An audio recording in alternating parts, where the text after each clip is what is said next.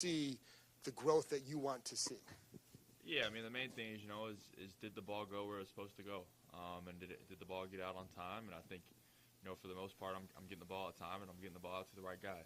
And so just got to try to continue to get better and try to continue to – there's little things every week that I'm always trying to improve on and just trying to, fix those things going into this week.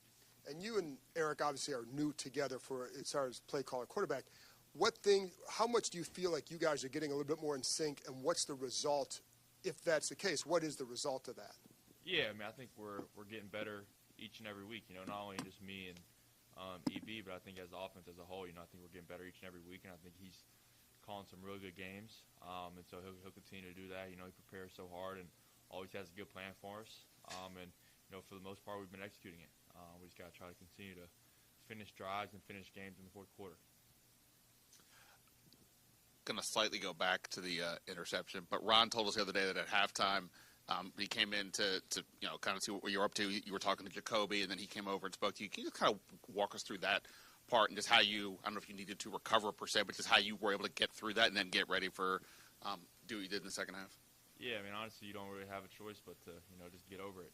Obviously, it was a devastating play at the time, and, like I said, after the game, probably one of the worst plays in my career, but at the end of the day, we're still down at halftime and still have a football game to win.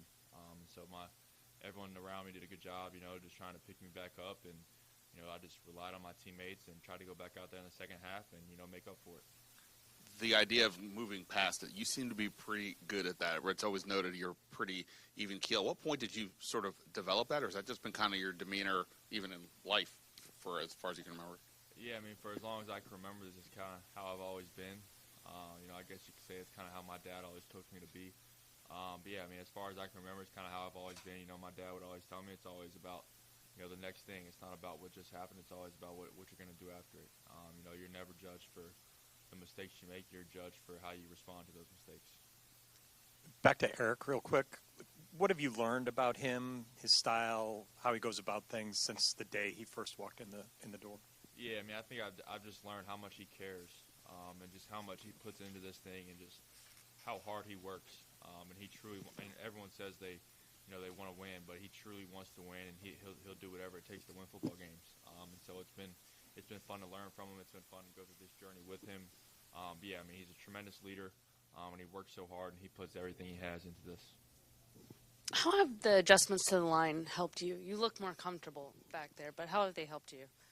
Yeah, I mean, I think they're doing a good job. I think that unit up front is starting to gel together, and they put together two really good games. And I think, we're just coming together as a whole on offense, and I think we've truly built an identity now on offense, and I think that's helping everybody out. We're getting the ball out faster. I'm getting the ball out faster. We're doing some things to get the ball out on the perimeter quick to try to keep those defensive linemen, from rushing upfield every time. And we're trying to keep those guys off balance. And I think, just obviously those guys are playing well, and I think EB's doing a good job of calling the game to, help everybody out. But I just think we're starting to truly find our identity on offense. We just got to try to continue to grow and get better. And with Johan, I know he had those drops earlier in the season. What did you see from him to try to bounce back from that? Yeah, he works so hard. On the off days, he's in here on the jug machines trying to get extra catches in. He's got some of the best hands I've ever been around, and he still works so hard. And obviously, he's dropped a couple balls that we've seen him catch. But he knows what he's capable of. But at the same time, he works so hard and does the right things throughout the week to go out there on Sunday and catch the ball. And he's doing a really good job. And I know he's a guy that I can always trust for sure. When you say EB works really hard and he's calling good games, are there moments that stand out to you either where you see him putting the work in or plays where you get in the huddle and you're like, oh, he's kind of in his bag? Did you say in his bag? Yeah, sorry. Yeah, no, I mean, I think, everyone sees how hard he works, and everyone can tell just how much he puts into it, just by the time he spends in the building and just how detailed everything is. He just works super hard, and obviously, in games, I think he's in a good rhythm right now as far as play calling, and he really knows what is working for us, and he knows how to use our strengths, and I think that's shown the past few weeks, and we just got to try to continue to get better and continue to finish. We played good at times, but I think the last two games we could have played a lot better in the fourth quarter, so we just got to try to continue to sustain those good games and finish the game. You and your teammates have talked about the run game improving the last couple of weeks. Why do you think that is, and how does that help you specifically?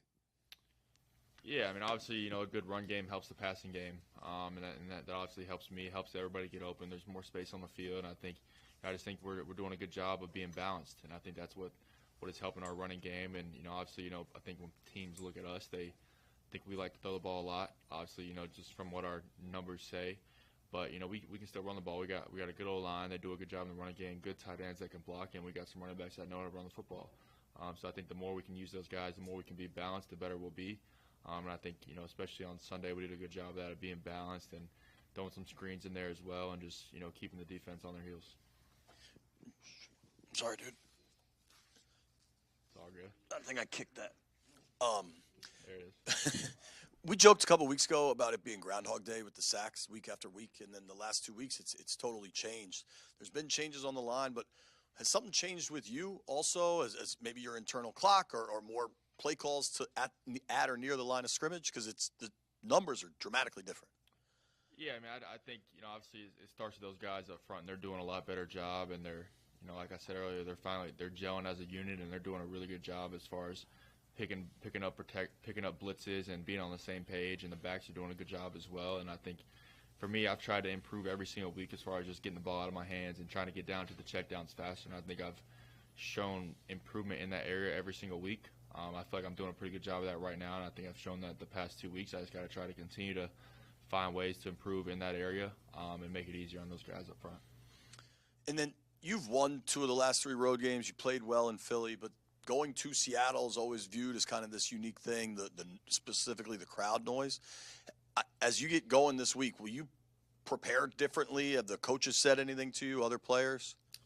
Yeah, I mean, obviously, road games are different from home games, and especially when you go to, Seattle, it's going to be really loud, and it's an exciting environment that we're excited to play in. Obviously, we'll be in our silent cadences. You won't be able to use, the cadence. I truly don't know how loud it's going to be, so I really don't know how to prepare for it. Obviously I try to prepare for it kind of how I did the other road games, but most of the other road games it's really only loud on third down, and I don't know if Seattle's the same way or not. I still got to ask some more questions and talk to some people. But yeah, it can definitely be a problem as far as checking at the line of scrimmage. You got to have more signals than normal just because you can't verbally communicate. But we'll be ready to go for whatever we need.